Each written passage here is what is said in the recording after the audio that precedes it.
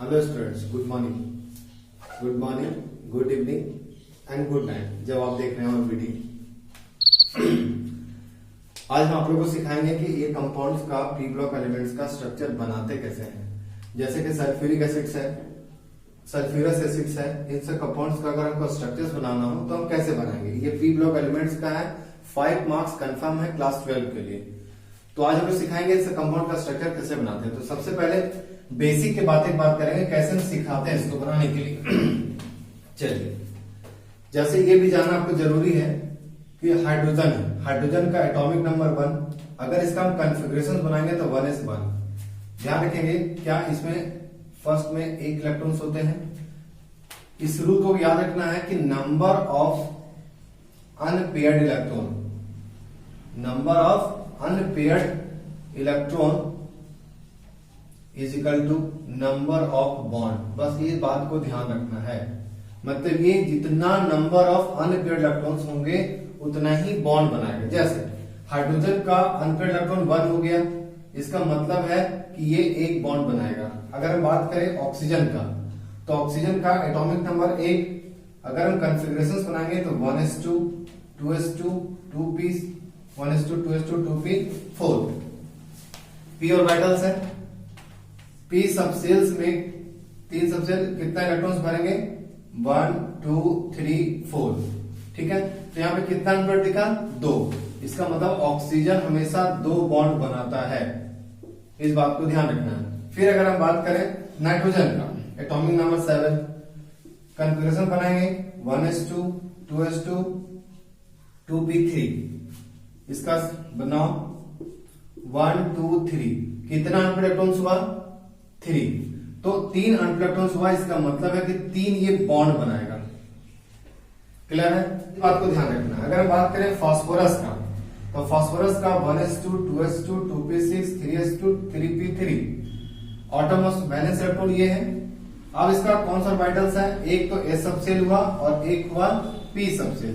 s में 2 electrons है, भर देंगे। p में 3 है, 1, 2, 3 भर दिए। अब ये देखना ये है कि अनपेयर्ड इलेक्ट्रॉन्स p में ऑर्बिटल्स में कितना है? 3। एक तो बात क्लियर हो गया कि फास्फोरस 3 बॉन्ड बनाता है। फास्फोरस 3 बॉन्ड बनाता है। और दूसरी बात आगे क्या और बनाएगा इसको चेक करेंगे। ये हुआ ग्राउंड स्टेट में। अगर हम बात करें एक्साइटेड स्टेट का, तो ये तो हुआ s ऑर्बिटल्स, ये p ऑर्बिटल्स।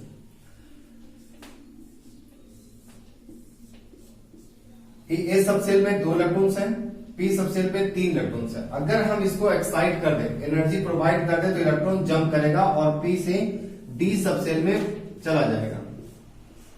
अब ध्यान दीजिए, अगर ये इलेक्ट्रॉन को हम शिफ्ट करें नेक्स्ट वाले सेल में, तो ये इलेक्ट्रॉन यहां शिफ्ट कर जाएगा। ये इसमें तो कोई चेंजिंग नहीं, एक यहां रहेगा और ये वाला शिफ्ट कर जाएगा यहां। तो देखो तो ओवरऑल कितना अनपेयर्ड इलेक्ट्रॉन हो गया? 5।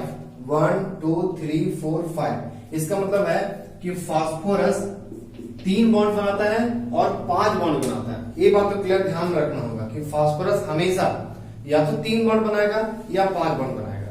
ये बात को ध्यान रखना है। इसी तरह मोस्ट इंपोर्टेंट जो है वो है सल्फर। सल्फर की बात करेंगे हम।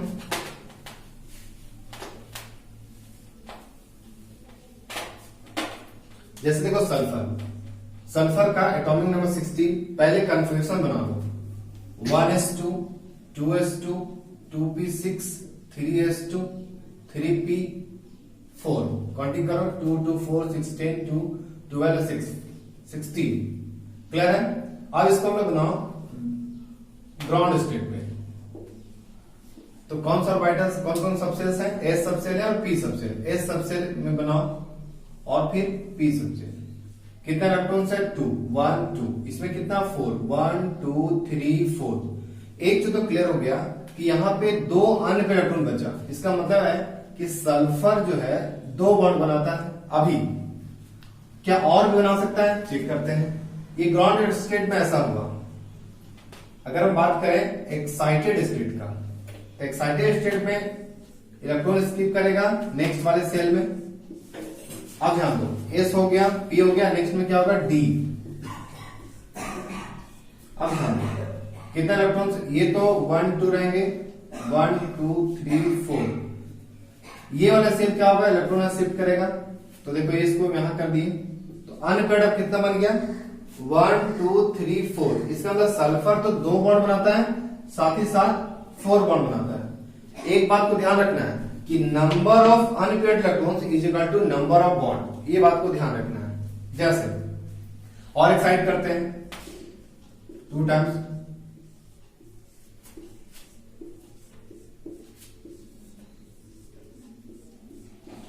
जैसे देखो इलेक्ट्रॉन्स तो ठीक है, ये वाला स्किप करेगा नेक्स्ट वाले सेल में 1 2 3 4 5 6।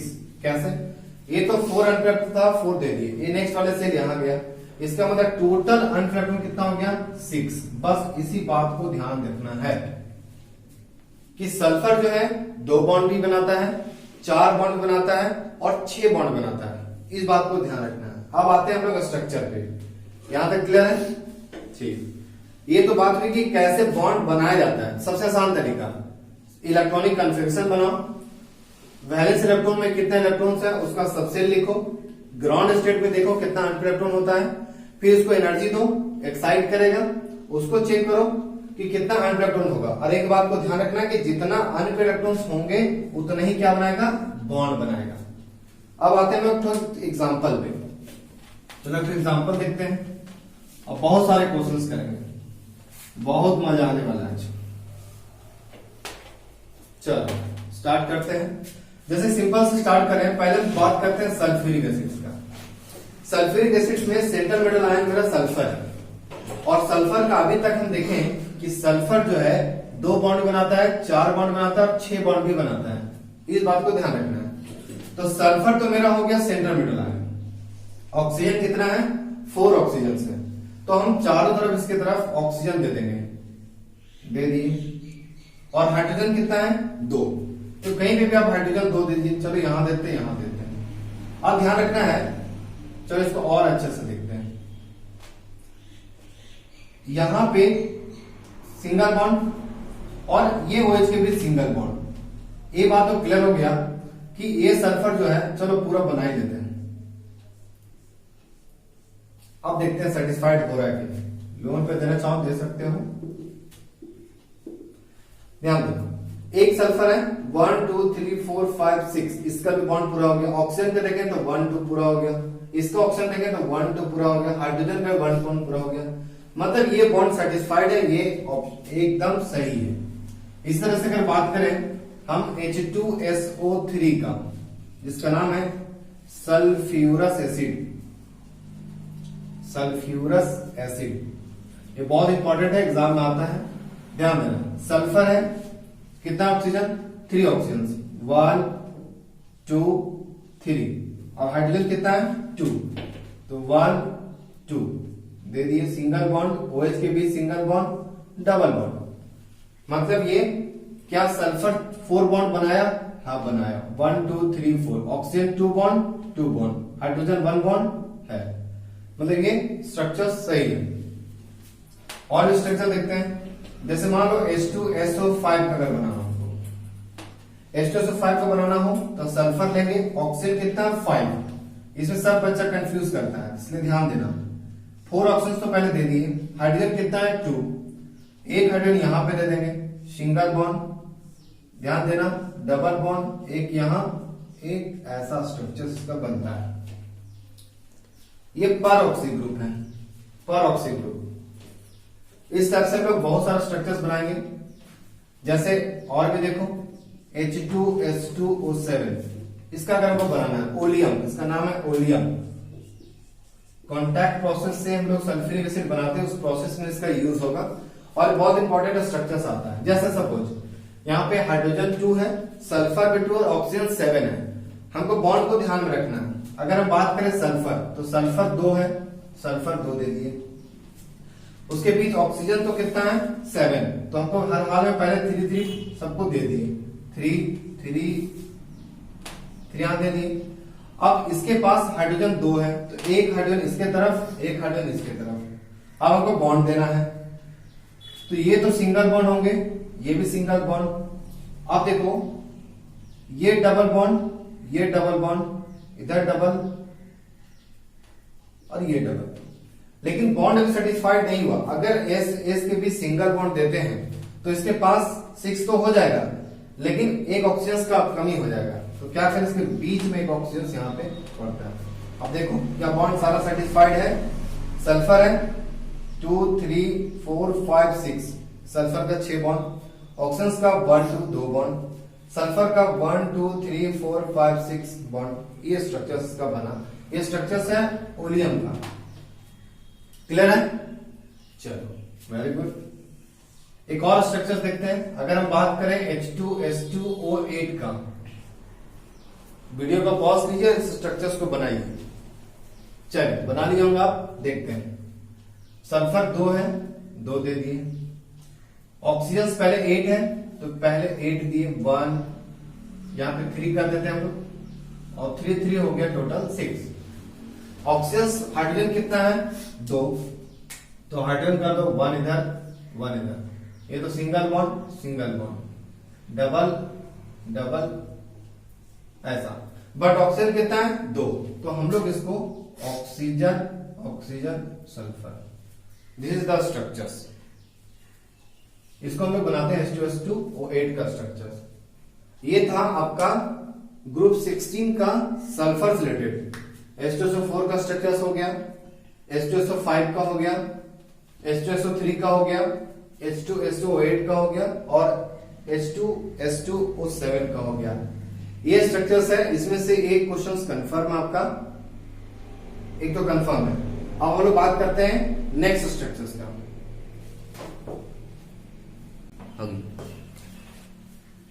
तो ये तो हुआ आपका। चलिए थोड़ा सा देखते हैं हम लोग ग्रुप 18 का स्ट्रक्चर्स। जैसे हम बात करते हैं ग्रुप 18 का, ग्रुप 18 का बात करते हैं। जैसे मान लो HCF2 का बनाना है, सिंपल से बात करते हैं। तो HCF2 का बनाना है तो हम लोग ये नहीं जानेंगे कि क्या इसके पहले ऐसे सब लोग सिंपल तरीके से कि जेनॉन है, xenon is a noble gas है ना। और आपको पता है कि जितना भी नोबेल गैस जो होते हैं कौन कौन होता है, helium, neon, argon, krypton, xenon, rubidium. इसका 2 10 18 36 54। चलो इसको देखते हैं। तो जेनॉन का 8 है, हमको पता है कि सबके ऑटर मोस्ट में 8 इलेक्ट्रॉन्स होते हैं, ये बात को ध्यान रखना है, एक्सेप्ट हीलियम। एक रूल है according to VSEPR theory, VSEPR theory को याद करना होगा आपको 11th क्लास का, ठीक है। According to VSEPR theory, VSEPR theory से अगर हम बात करें तो हम सीखे हैं कि एक रूल सीखे थे कि valence electron of central metal ion, valence electron of central metal ion plus valency into ligand. ऐसे बहुत सारा रूल है बुक में, बहुत डिफरेंट डिफरेंट तरीके से दिया हुआ है, लेकिन इसको थोड़ा सा ध्यान रखना कि valence electron of central metal ion, इसमें सेंट्रल मेटल आयन कौन है, जेनॉन। तो valence electron of central metal ion xenon हो गया, और वैलेंसी टू लिगेंड, तो पहले ये समझ लो इसको तो हम लोग बोलेंगे सेंट्रल मेटल आयन CMI, और ये क्या हो गया लिगेंड। और लिगेंड का क्या लेना है, वैलेंसी। वैलेंसी बहुत अच्छे से आप लोग को याद है, क्लास 11 में आप पढ़े थे। चलो देखते हैं valence electron of central metal ion. तो valence electron of central metal ion मतलब जेनॉन, और जेनॉन का वैलेंस इलेक्ट्रॉन कितना होता है 8 होता है, प्लस फ्लोरीन है, फ्लोरीन का वैलेंसी कितना होता है 1, और ये कितना टाइम्स है 2 टाइम्स है, मतलब ओवरऑल 10 हो गया। 10 क्या है, टोटल इलेक्ट्रॉन, टोटल इलेक्ट्रॉन है। अगर हम इसके इलेक्ट्रॉन पेयर निकालें, क्या निकालें, इलेक्ट्रॉन पेयर, इसका जोड़ा बनाए, क्या 5 हो सकता है, हाँ या नहीं, हाँ। देखो कैसे, अरे 10/2 है ना, 5 आ गया।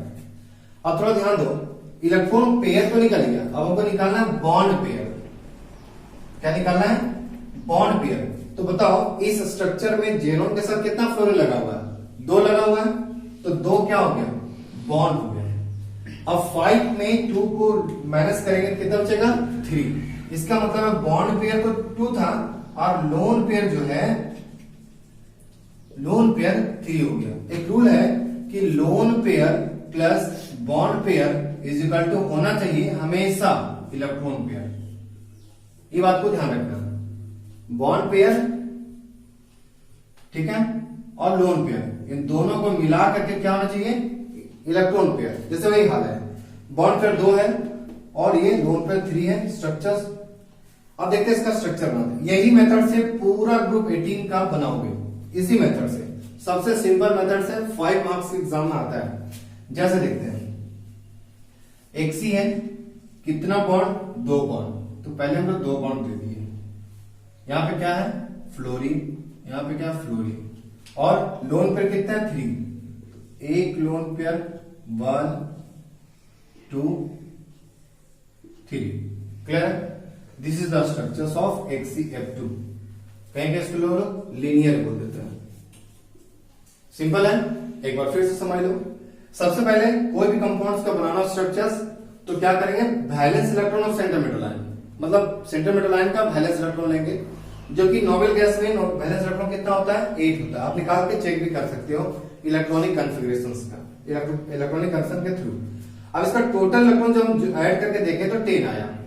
हम इलेक्ट्रॉन पेयर अगर इसको बनाए तो 5 आया, और अगर बॉन्ड पेयर बनाए तो 2, और लोन पेयर इक्वल टू 3। हमको रूल पता है, ध्यान रखना होगा कि lone pair plus bond payer equal to हमेशा होना चाहिए इलेक्ट्रॉन पेयर। जैसे कि स्ट्रक्चर ऐसा बना दिए, जेनोन था 1 दे दिए, 2 बॉन्ड आए 2 बॉन्ड दिखा दिए, लोन आए 3 लोन दिखा दिए। ये सबसे बेस्ट मेथड है। जैसे एक और स्ट्रक्चर बनाते हैं, XeF4 का बनाते हैं,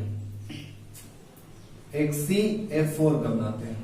जैसे देखो, फिर वही काम, ऑटोमॉस में कितना इलेक्ट्रॉन्स, 8, प्लस फ्लोरीन का वैलेंसी 1 इंटू कितना, 4, तो टोटल इलेक्ट्रॉन्स जो निकले वो कितना निकले, 12।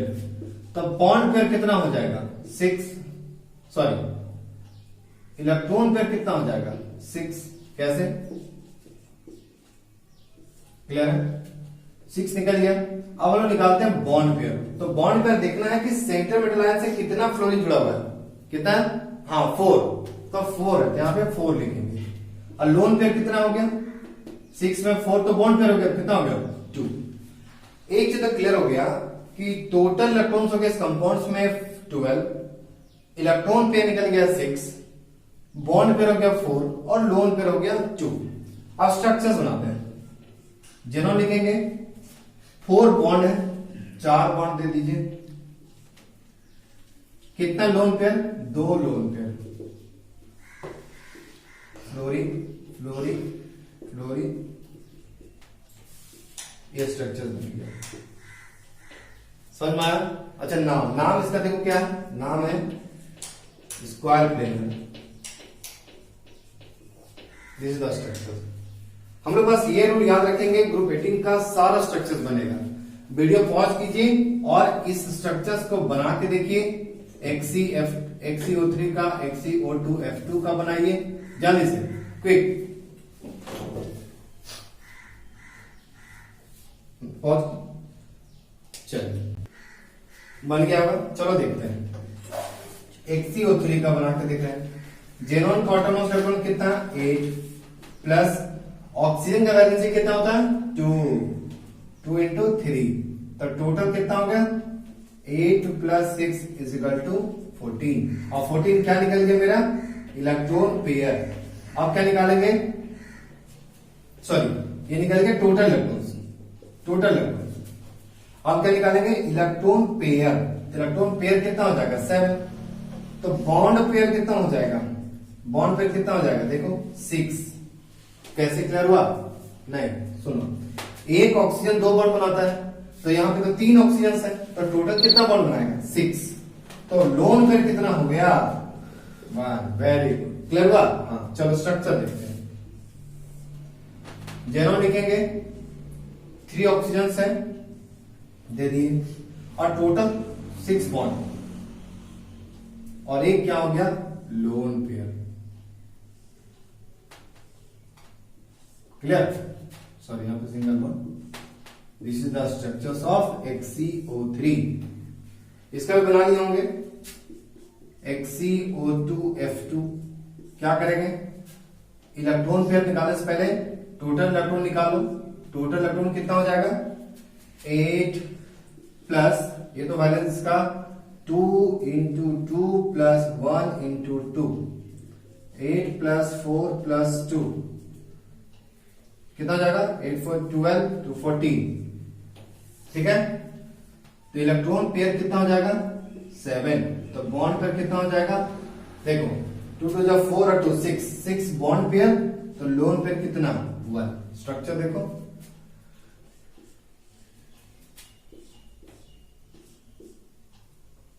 ऑक्सीजन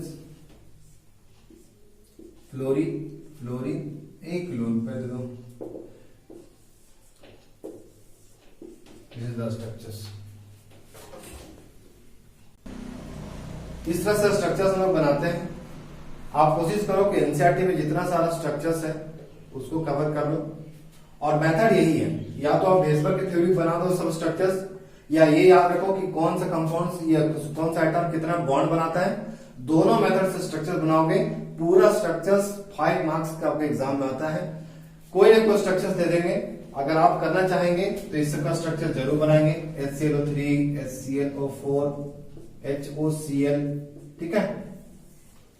तो ये रहेगा आपका होमवर्क, नेक्स्ट वीडियो में हम लोग इसको कंप्लीट करेंगे। Thank you.